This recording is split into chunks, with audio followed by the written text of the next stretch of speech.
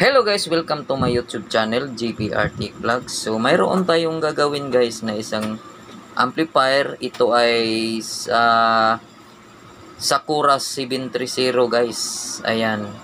So, nakikita nyo, Sakura ABS 730. So, ngayon, ayan guys. So, ngayon, ang problema nito ay nasusunog yung kanyang transformer. So ngayon guys, ito na ilagay natin yung transformer na EB735. So ito yung dati na transformer. Ayan guys, EB735 yung ating pinalit na bago na transformer guys. So ngayon, buksan ko to. Baka magtataka kayo na hindi nakikita yung dati na transformer, yung kanyang original. So, ito yung original guys. Ayan, AB730. Ayan, AB730. Ayan guys. So, ang voltahe nito guys ay 45045. So, 14 volts at 8 volts yung dati na transformer. So, ngayon guys, ang pinalit natin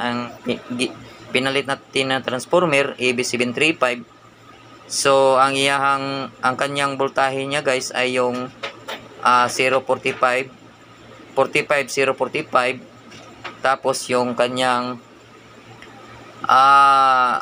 yung 14 dati guys ngayon nagiging 17 na guys. So 17 na yon, 17017 yung kanyang supply sa kanyang preamp. At saka yung 8 volts dati guys, ang pinalit natin ay nagiging 9 volts na ngayon. Kasi bago na natin to pinalit.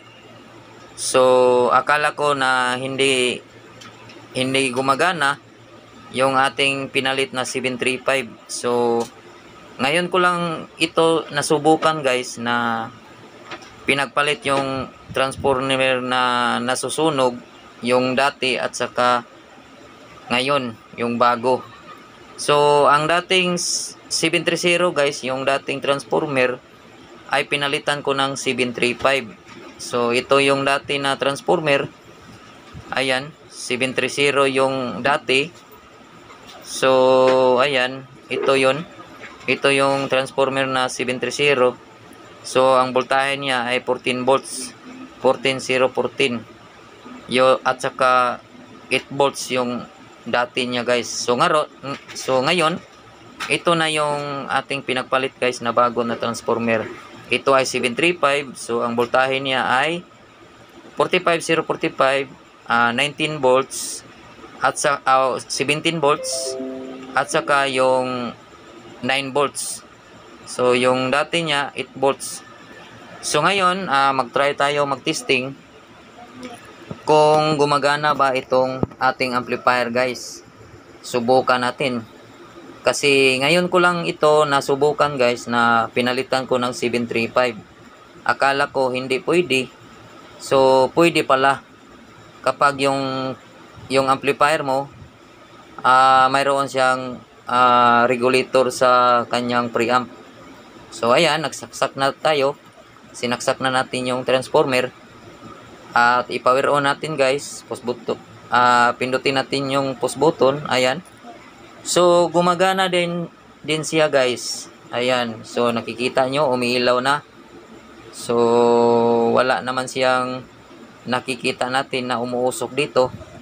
Ayan sa kanyang power supply. So pareha lang sila guys ng magkaiba lang yung voltahe. Yung transformer niya guys, yung amplifier niya, yung supply niya na sa amplifier ay 45045, okay lang yun. So yung mga voltahe na sa preamp ay hindi magkapariha guys. So ang supply niya ay 9 volts, yung dati ay 8 volts. So yung ngayon dito 17 volts yung sa preamp niya guys.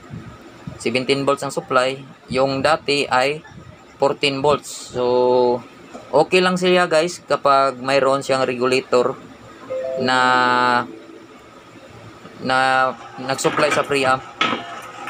Kapag mataas yung kanyang supply ay i-drop niya guys kapag yung regulator mo ay 12 volts.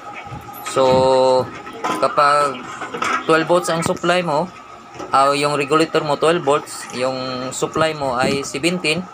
So yung out ana guys, yung 12 volts ay magiging 12 volts din. So okay lang yan guys kapag mayroong regulator. So ngayon guys, tinakpan na natin, binalik na natin kasi okay na siya, gumagana na yung kanyang amplifier. So ngayon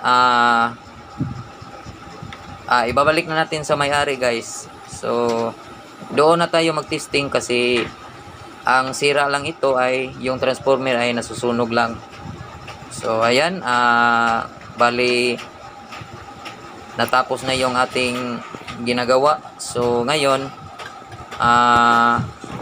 punta na tayo sa may-ari.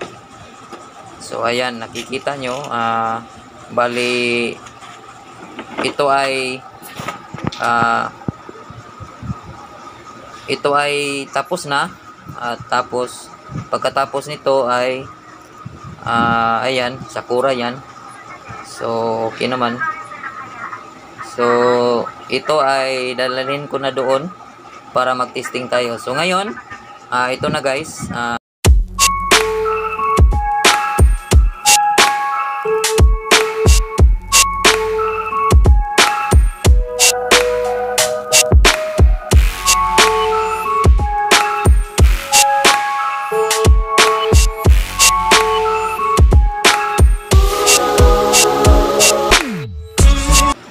So, okay guys, hanggat dito na lang yung aking video. Salamat sa inyong pagpanood at walang sawang sumusuporta sa aking YouTube channel. So, JPR Tech Vlog. So, hanggat dito na lang. Salamat and God bless all. Thank you and shout out pala sa mga electronic technician, sa mga kasamahan natin. Yung hindi pa nakasubscribe, subscribe na kayo sa aking YouTube channel, JPR Tech Vlog. So salamat and God bless all. Thank you. Peace out.